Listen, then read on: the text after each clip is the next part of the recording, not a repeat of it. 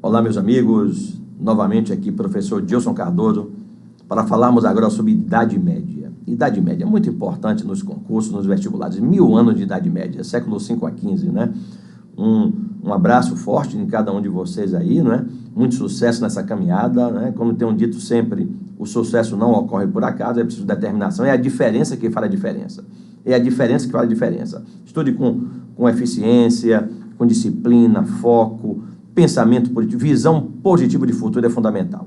Um aluno, um estudante que vai fazer concurso público, Enem, vestibular, qualquer concurso, tem que ter uma visão positiva de futuro, fazer o seu melhor, se organizar, se planejar, dormir bem, para acordar bem. O sono, ele é restaurador. Durma bem, tenha um tempinho para o lazer também, mas tenha seu tempo de estudo eficiente, esteja focado. Quando começar a estudar, desligue tudo, se concentre. Em psicologia positiva, a gente chama isso de estado de flow, é aquela concentração total que você esquece do mundo, né?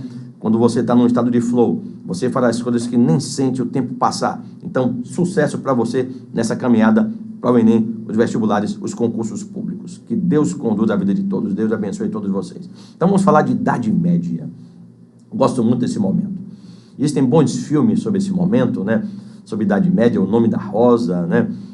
Rei Arthur, muito bom para você trabalhar, é indicação, né? Rei Arthur trabalhar. Mas, meus amigos, a Idade Média foi um período de 1000 anos, 1000 anos de Idade Média. Durante esse período, nós tivemos o modo de produção feudal, que merece muita atenção, o islamismo, o Império Bizantino, o Reino dos Francos e um momento chamado de Baixa Idade Média. É importante entender a divisão da Idade Média. A Idade Média geralmente é dividida em dois momentos. Alta Idade Média. Alta Idade Média, olha aqui, ó, século 5 a 10, é a formação do feudalismo, ainda invasões bárbaras ainda, e a Baixa Idade Média. Lembre bem, século 11 a 15, a Baixa Idade Média já é aquele momento de declínio do feudalismo e formação do capitalismo, ascensão da burguesia. Então, olha quando esse momento é importante, Idade Média, e alguns não dão a relativa importância. Você tem dois momentos, a Alta Idade Média, que é a formação do modo de produção feudal, e a Baixa Idade Média, que já é o declínio do feudalismo e a formação do capitalismo, a ascensão da burguesia. Mas, queridos, durante muito tempo, se falou que a Idade Média foi a Idade das Trevas. Por quê? Não teria havido produção cultural. Eu discordo. Houve muita produção cultural, sim. Esse termo já está ficando até em desuso. A própria Igreja Católica produziu cultura, os muçulmanos produziram cultura, importante o povo muçulmano, os muçulmanos que tiveram um grande médico na época, Avicena, né? Referência até o século XVI, o Império Bizantino produziu cultura, Corpus Juris Civilis, os francos com o Renascimento carolíngio. Então houve muita produção, sim, durante a Idade Média. Mas, queridos, merece destaque aqui o modo de produção feudal ou feudalismo. De forma simples, como é que nós podemos definir feudalismo? O feudalismo foi um sistema econômico, político, social e cultural da Idade Média. Feudalismo.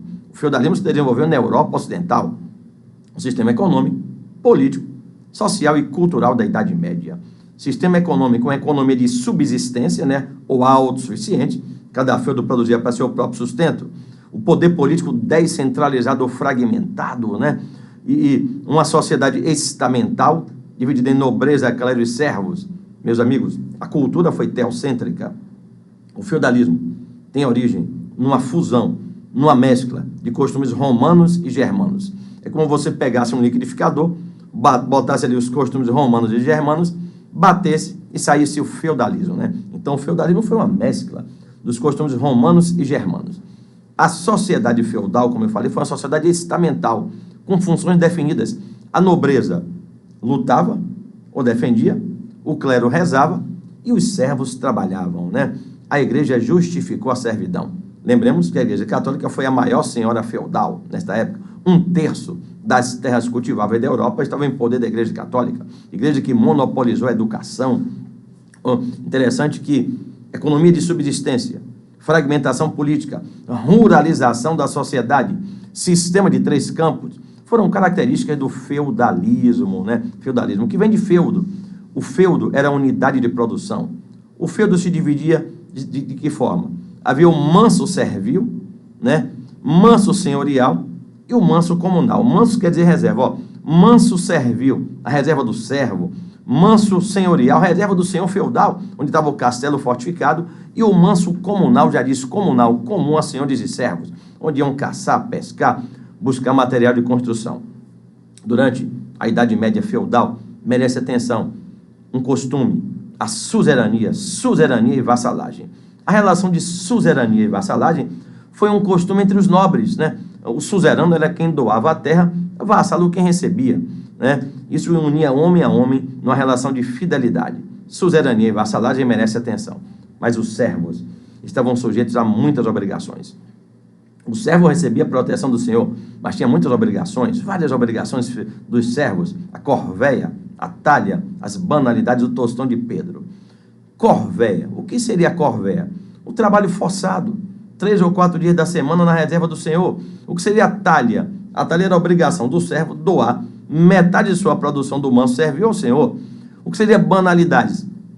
Banalidades era o pagamento para usar os instrumentos do feudo. Vai usar o forno, o moinho tinha que pagar.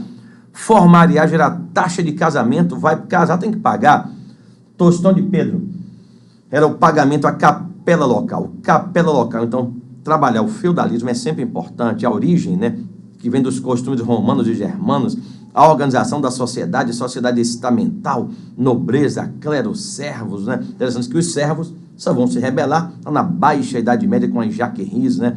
Ver a suzerania e a vassalagem, importante esse costume, as obrigações de serviço, sempre muito importante você trabalhar. Lembremos que a Igreja Católica foi a grande senhora feudal.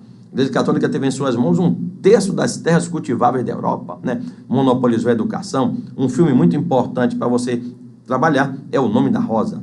Assista esse filme, é uma indicação. Meus amigos, uma questão interessante do Enem recente foi aquela questão, né? Por que se usava imagens nos templos nessa época? Lembra que a população medieval, a maioria era analfabeta. Então as imagens serviam para educar através do olhar. Outra civilização importantíssima que merece atenção, eu falei em civilizações, os muçulmanos, o Império Bizantino e os francos, a civilização muçulmana, os muçulmanos. Eu estou aqui, irmãos, com o Alcorão, o livro sagrado dos muçulmanos, né? O Alcorão, esse daqui traduzido para o português. O islamismo, ou Império Muçulmano, merece muita atenção. O islamismo, segundo pesquisa, é a religião que mais cresce no mundo. O islamismo nasceu na Idade Média, na Península Arábica, com Maomé, o Mohammed.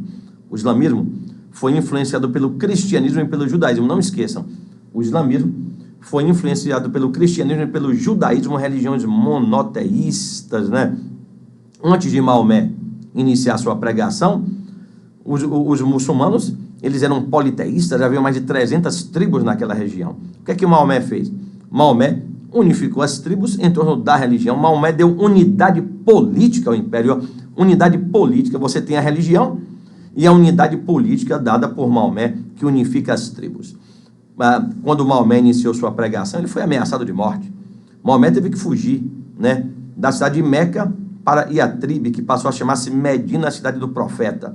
Essa fuga de Maomé, de Meca para Medina, foi chamada Égira, e marca o início do calendário muçulmano. Maomé formou um exército de seguidores, voltou e tomou Meca, né? O livro sagrado dos muçulmanos, como eu falei, é o Alcorão, muito importante, merece todo o nosso respeito, né? A cultura muçulmana é uma cultura muito bonita, né? Os muçulmanos devem fazer 5 orações por dia, devem contribuir com os necessitados, uma vez na vida tem que ir em peregrinação até Meca, né? É um símbolo do islamismo também, o Alcorão, como a espada de Maomé. Muito importante você trabalhar essa questão. Após a morte de Maomé, os muçulmanos se dividiram em xiitas e sunitas. E nós temos acompanhado muito pelos meios de comunicação essa questão entre sunitas e xiitas, né? Os sunitas aceitam também as sunas, né? São os atos e textos, os ditos de Maomé. Os muçulmanos deixaram muitas heranças importantes, que a gente não vê isso nos meios de comunicação. Os muçulmanos catalogaram ervas medicinais, né? Os muçulmanos buscaram a cura de algumas doenças, né? O sarampo, a varíola. Dizem que os muçulmanos teriam descoberto que quem tem tuberculose tinha que ficar separado para não contaminar outros, né? Os muçulmanos, eles preservaram a cultura clássica, se destacaram na arquitetura, com as mesquitas, os minaretes, né? Na literatura. Então, os muçulmanos merecem todo o nosso respeito e atenção nos costumes, nos vestibulares, né? No Enem, né? Então, não esqueçam, trabalhar bastante. A civilização islâmica, origem, com Maomé na Península Arábica, foi influenciada pelo cristianismo e pelo judaísmo, né? Maomé deu unidade política à Arábia. Após a sua morte, os muçulmanos se dividiram em xiitas e sunitas, e observar que os muçulmanos deixaram muitas heranças importantes. Catalogam ervas medicinais, né? Destaque na matemática, destaque na arquitetura. Então, estude o mundo islâmico, muito importante. Infelizmente, às vezes nós ouvimos algumas matérias nos meios de comunicação colocando-os como terroristas. Eles não são terroristas, são homens e mulheres que merecem nosso respeito, trabalham, mas em todo o grupo há radicais, né? Entre os cristãos, entre os judeus, entre os muçulmanos também, né? Mas merecem toda a nossa atenção. Outra civilização importante é a civilização bizantina, o Império Bizantino. O Império Bizantino nasceu com Teodósio em 395 d.C., né? O Império Bizantino também chamado Império Romano do Oriente, Império Romano do Oriente. Numa posição estratégica, né? A capital do Império Bizantino foi Constantinopla, que hoje é Istambul, na Turquia. O grande nome foi Justiniano. Justiniano, um grande imperador bizantino. Justiniano, casado com Teodora, uma ex-atriz, Justiniano sonhava em reconstruir o antigo Império Romano. Justiniano inicia campanhas militares, conquistando novamente a África, a Europa, né? Mas Justiniano aumentou os impostos. Isso gerou revolta da população, e uma revolta famosa, a revolta de Nica, ou revolta de Nique, que Justiniano sufocou. Lembram-me dessa questão? Revolta de Nica. A revolta de Nica foi uma revolta contra os altos impostos, contra as constantes guerras, uma revolta contra o governo de Justiniano. Mas Justiniano, com o apoio da esposa Teodora e do general Belisário, sufoca a revolta de Nica. Perguntaram uma vez, quando houve a revolta de Nica, Justiniano ficou ou fugiu? Ficou. E com o apoio da esposa Teodora, sufocou a revolta de Nica. Justiniano também construiu a igreja de Santa Sofia, né? Santa Sabedoria. Uma obra importante dele foi a obra jurídica, o Corpus Juris Civilis. Corpus Juris Civilis merece sua atenção para dar uma base jurídica ao Império. No ano de 1054, olha só, no ano de 1054 ocorreu o Cisma do Oriente. Cisma do Oriente. Aqui questão de vestibular. O que foi o Cisma do Oriente? A divisão da Igreja Católica em Igreja Católica Romana e Igreja Católica Ortodoxa Grega. Até hoje encontra-se dividida. Mas trabalhar o Império Bizantino é fundamental. O Cisma do Oriente, revise, né? Em 1054, devido a divergências entre os imperadores de Roma, a igreja se dividiu. E ainda hoje permanece dividida, né? Cisma do Oriente, né? Trabalhe ela. Outra civilização importante, aí você deve revisar, o Reino dos Francos, né? O Reino dos Francos, né? Mas o que é que eu indico para você fazer? Trabalhe o que foi o chamado Renascimento Carolíngio. Renascimento Carolíngio. Aí, meus amigos, vamos falar agora de Baixa Idade Média. Baixa Idade Média. Século XI a XV. A Baixa Idade Média é um momento marcado por muitas transformações. Transformações no plano econômico, político, social e cultural. Qual foi a transformação no plano econômico? A economia de subsistência vai dar lugar a uma economia comercial. Claro que é um processo. No plano político, qual foi a transformação? O poder descentralizado, dando lugar à centralização política com a formação das monarquias nacionais ou estados modernos. Qual foi a mudança social? A ascensão da burguesia. A burguesia que vai nascer e vai querer construir um mundo para chamar de seu. Esse mundo burguês que vai começar a nascer na Baixa Idade Média, né? E no plano cultural, vamos ter o Renascimento Cultural, iniciado na Itália, que representava os valores da burguesia. Na Baixa Idade Média, a partir do século XI, havia um crescimento demográfico. A população havia crescido bastante. Meus amigos, a produção de alimentos continuava estacionada, estagnada. Muitos senhores feudais expulsaram os servos dos feudos. Esses servos expulsos foram para as estradas saquear, ser bandoleiros, né? Outros voltaram para as cidades. Nesse contexto, o Papa Urbano II convocou as cruzadas. Atenção aqui, cuidado com esse momento. Trabalhe as cruzadas. O Papa Urbano II convoca as cruzadas. O que foram cruzadas? Expedições militares, religiosas, convocadas pela Igreja Católica. Quais as causas? Por que a Igreja Católica convocou as cruzadas? A Igreja buscava libertar o Santo Sepulcro. O Santo Sepulcro era um dos objetivos da Igreja Católica, libertar o Santo Sepulcro tomado pelos muçulmanos. A Igreja buscava também se reunificar, tentava reunificar as igrejas católica romana e ortodoxa grega. Merece também destaque o espírito de religiosidade, sim. o espírito de aventura, o direito de primogenitura que permanecia. Naquela época, somente os filhos mais velhos herdavam. Para os desherdados, as cruzadas seriam a chance de enriquecimento. Foram cerca de 8 cruzadas. Um filme muito bom que vocês devem assistir é Cruzadas, né? Merece destaque, assista, faça uma reflexão, escreva. Meus amigos, foram 8 cruzadas, com poucos resultados. A Igreja Católica pouco ganhou. Quem mais lucrou foi a burguesia, com o renascimento do comércio. Meus amigos, a principal, a mais significativa, olha, não esqueçam, a mais significativa consequência das cruzadas foi a reabertura do Mediterrâneo. A reabertura do Mediterrâneo é a mais significativa, a consequência das cruzadas. Essa reabertura promove também o renascimento comercial e, consequentemente, o renascimento urbano. As cidades voltam a ter grande importância. Com o renascimento do comércio, você tem uma classe nova aí nascendo, a burguesia, habitante dos burgos. Essa burguesia, como eu falei, vai começar a construir um mundo para chamar de seu. Então você tem a reabertura do Mediterrâneo, o renascimento comercial e urbano, o surgimento das feiras. O que eram feiras? Feiras eram mercados ambulantes, né? Pontos de comércio temporário. As feiras tiveram grande importância nesse momento, dinamizando o comércio. As feiras de Champagne e de Flandres, né, muito importante. Aí os comerciantes iam buscar mercadoria no Oriente, traziam para a Europa e vendiam nas feiras, né? Já que o Mediterrâneo foi reaberto, né, os comerciantes puderam ir buscar mercadoria no Oriente e trazer para vender nas feiras, muito importante nesse contexto. Aí nascem também as chamadas corporações de ofício. Mas um detalhe, muitas cidades que vão nascer, nasceram dentro dos feudos, deviam tributos aos senhores feudais. Aí nasceu um movimento chamado movimento comunal. O movimento comunal buscava a autonomia das cidades, a emancipação das cidades. E as cidades emancipadas recebiam as cartas de franquia. Essa baixa Idade Média, que coisa interessante. Baixa Idade Média, você tem o declínio do feudalismo, a formação do capitalismo, a ascensão da burguesia, a formação das monarquias nacionais. Meus amigos, esse momento é muito rico. No século XIV, atenção, a peste negra. No século XIV, uma pandemia. Estamos vivendo agora essa pandemia, estamos saindo dela. Trabalha a peste negra. A peste negra foi uma doença transmitida por ratos infectados. A peste negra matou cerca de 25 milhões de pessoas.